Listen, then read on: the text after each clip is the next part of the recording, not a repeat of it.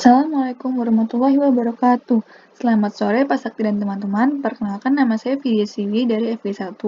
Hari ini saya bersama Alex akan mempresentasikan materi dari RSPB 3, yaitu pengaruh kebudayaan Tionghoa terhadap kehidupan masyarakat Betawi. Berikut anggota-anggota dari FB1.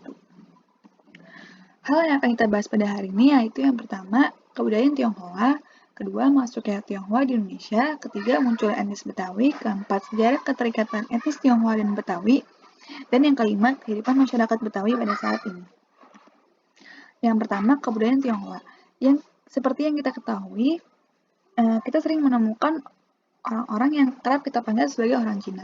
Orang Cina ini adalah orang-orang dari suku Tionghoa Indonesia, salah satu etnis di Indonesia yang asal-usul-usulnya berasal dari Tiongkok atau Cina. Nah, karena orang Cina itu biasanya berkonotasi pada arti yang negatif, maka sebaiknya mereka itu dipanggil orang Tionghoa. Tapi ada kekeliruan, yaitu orang Tionghoa atau Tiongkok. Jadi, orang Tionghoa singkatnya ialah orang Tiongkok, yaitu orang-orang yang berasal dari Tiongkok dan tinggal di Indonesia. Jadi, kita memanggil mereka dengan orang Tionghoa, karena Tiongkok sendiri merupakan nama geografis negara dari bagian Asia Timur, yang dulunya merupakan Cina.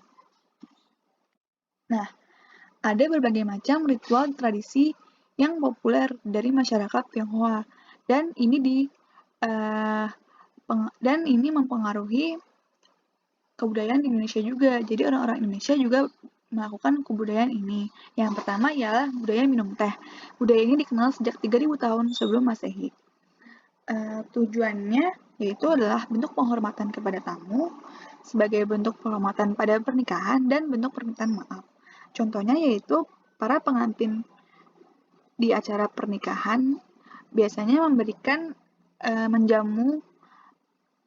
menyajikan teh kepada tetua-tetua dan orang tuanya sebagai bentuk penghormatan dan rasa terima kasih. Dan minum teh ini juga memiliki khasiat yang baik, yaitu menetralisir kadar lemak dalam darah setelah mengkonsumsi makanan yang mengandung lemak. Teh ini disajikan dalam cangkir-cangkir kecil yang diseduh dengan air dalam poci.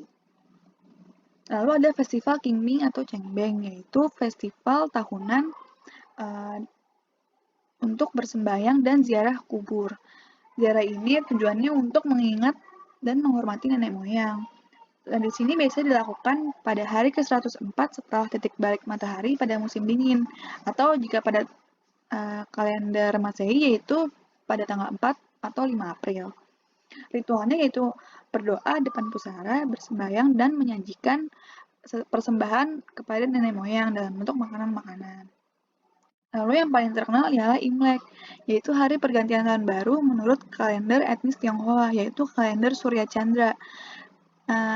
Imlek ini biasanya jatuh pada tanggal di antara 21 Januari hingga 20 Februari, dan itu berganti-ganti setiap tahunnya. Ada berbagai macam tradisi unik di Imlek, yaitu dekorasi serba merah, hidangan khas Imlek seperti kue keranjang, jeruk, dan membagikan angpau yang biasanya dari orang-orang yang sudah menikah kepada anak-anak kecil. Setiap tradisi ini memiliki masing-masing lambang, seperti warna merah yang melambangkan keberuntungan dan kesejahteraan. Lalu juga mereka menyalakan petasan dan kembang api, melakukan tradisi yusheng atau mengaduk makanan yang ada di piring seperti salmon, wortel, dan lobak. Juga menyaksikan pertunjukan barongsai. Nah, perayaan tahun baru Imlek ini dimulai dari hari pertama bulan pertama dan berakhir pada tanggal ke-15, yaitu dengan Cap Gomeh, perayaan Cap Gomeh. Nah, kapan sih Tiongkok itu datang ke Indonesia? Jadi Tiongkok datang ke Indonesia itu pada tahun keempat Masehi, dan yang pertama datang ialah 5 orang pria. Sebenarnya Tiongkok datang di Indonesia bahkan sebelum Belanda datang. Tujuannya mereka adalah berdagang. Jadi mereka biasanya berdagang keramik dan ditukar dengan dengan hasil pertanian di Indonesia. Nah, mengapa sih Tiongkok bisa menetap di Indonesia? Jadi adanya kendala perjalanan untuk kembali ke Cina, di mana Mode transportasi mereka yang mengandalkan mata angin, yaitu dulu menggunakan kapal, sehingga mereka harus menetap untuk menunggu pergantian setiap 6 bulan sekali. Saat mereka menetap itu, mereka jatuh hati kepada wanita pribumi, sehingga terjadilah perkawinan. Perkawinan inilah yang membuat keturunan dari Tiongkok dan Indonesia ada hingga sekarang. Lalu, kemunculan etnis Betawi berdasarkan kajian historis. Apa itu etnis Betawi? Jadi etnis Betawi ialah suku bangsa Indonesia yang lahir dari percampuran berbagai macam suku bangsa di Nusantara, seperti Portugis, Cina, dan India. Biasanya bangsa-bangsa ini dibawa oleh Belanda ke Batavia. Lalu etnis Betawi ini sudah muncul pada abad ke-17 dan merupakan penduduk asli kota Jakarta. Sehingga biasanya orang Betawi dinyatakan sebagai orang-orang suku asli yang menghuni Jakarta. Nah, walaupun sudah ada sejak abad 17, orang-orang Betawi belum menyadari bahwa mereka adalah sebuah suku atau golongan. Hingga pada tahun 1923, tokoh masyarakat Betawi bernama Husni Tamrin mendirikan perkumpulan kaum Betawi. Baru pada saat itulah orang Betawi sadar bahwa mereka merupakan suatu golongan, yaitu golongan orang Betawi.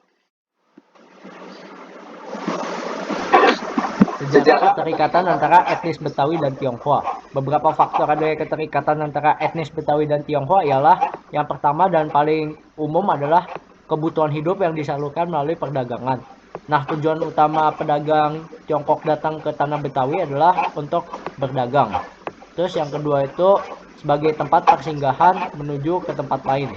Nah, orang Tionghoa yang waktu itu datang ke tanah Betawi pasti tidak memiliki tempat tinggal dan mereka pasti menumpang atau singgah di rumah-rumah orang Betawi. Dan yang ketiga itu menimba ilmu. Tanggal 17 Maret, contohnya itu pada tanggal 17 Maret 1900 terbentuk di Batavia Tionghoa Hui Kuan THHK yang mendirikan sekolah.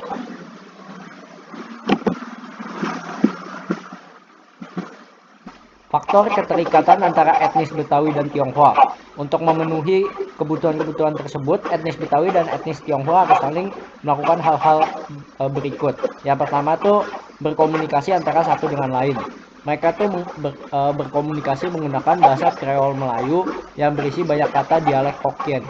Terus yang kedua itu mereka saling mengerti dan menghormati budaya masing-masing. Subtopik berikutnya yaitu pengaruh budaya Tiongkok terhadap kebudayaan Betawi dalam berbagai aspek. Dari aspek pakaian tuh contohnya kebaya Ancim. Nah, kebaya Ancim tuh didatangkan oleh saudagar dari Cina yang menetap di tanah Betawi pada akhir abad ke-15. Para saudagar ini kebanyakan tidak membawa anak istri sehingga mereka mengawini wanita pribumi dan memperkenalkan kebaya Ancim. Ciri dari kebaya ini yaitu pada bagian depan bawah memiliki bentuk yang mengerucut. Biasanya dipadukan dengan kain bermotif rebung atau tumpal. Kemudian pada bagian kepala ditutup menggunakan kerudung. Dan yang kedua itu sorban pengantin. Untuk pengantin wanita itu biasa dipengaruhi oleh budaya Tiongkok, sedangkan untuk pengantin pria dipengaruhi oleh budaya Arab. Pengantin wanita menggunakan pakaian khas besar dengan dandanan seperti pengantin China. Baju pengantinnya memakai desain blue Shanghai dengan wanita ditutup cadar, kemudian hiasan kepala menggunakan hiasan kembang goyang dan burung hong.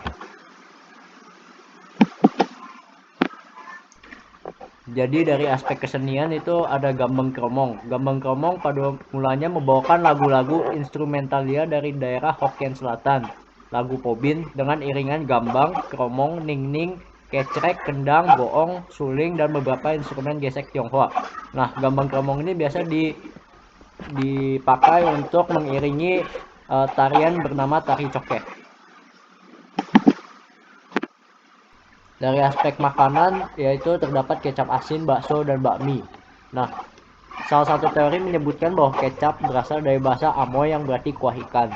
Ini mungkin terjadi sebab kecap asin yang lebih cair bisa dibuat dari kedelai dengan komposisi ikan laut sebagai salah satu bahannya. Sementara itu bakso dan bakmi berarti daging babi giling. Tetapi karena mayoritas masyarakat Betawi adalah muslim, maka diadaptasi dengan daging sapi. Sedangkan bakmi diadaptasi menjadi mie ayam. Dari aspek bahasa itu bisa dilihat dari kata bilangan sederhana. Contohnya itu 1000 yang biasa disebut ceceng, 5000 yang biasa disebut goceng, ceban itu 10.000, cetiaus juta. Terus ada lagi contohnya liangsim, artinya hati nurani atau isi perut. Terus cabo itu artinya wanita pekerja seks. Suwe atau yang artinya sial, suwean, sialan, dan masih banyak lagi. Dari segi arsitektur, biasanya tuh bagian depan rumah Betawi diberi hiasan pembatas berupa langkan. Lalu agar tampak indah dan tidak kusam, pintu dan jendela harus dicat. Istilah ubin, lonceng, pangkeng atau kamar tidur, kongkol, teh kuaci, tapang yang artinya balai-balai, langseng, anglo, topo, kemoceng, dan pengki juga berasal dari dialek Hokkien. Nah, jadi kehidupan masyarakat Betawi saat ini itu sudah agak pudar. Orang Betawi asli itu semakin kehilangan identitasnya, yang disebabkan oleh semakin tercecernya masyarakat Betawi dari kehidupan aslinya di Jakarta, karena kebanyakan masyarakat Betawi saat ini tersebar di daerah sekitar Jakarta dan Jabodetabek.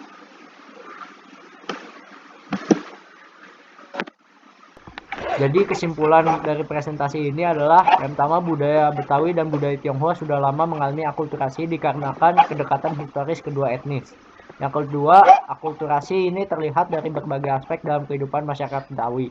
Yang ketiga itu, kebudayaan ini perlu dilestarikan dengan menanamkan nilai-nilai luhur masyarakat Betawi, khususnya generasi muda. Sekian presentasi dari kami. Berikut adalah berbagai macam referensi yang kami pakai untuk membuat presentasi ini. Sekian dari FG1. Terima kasih. Apakah ada pertanyaan?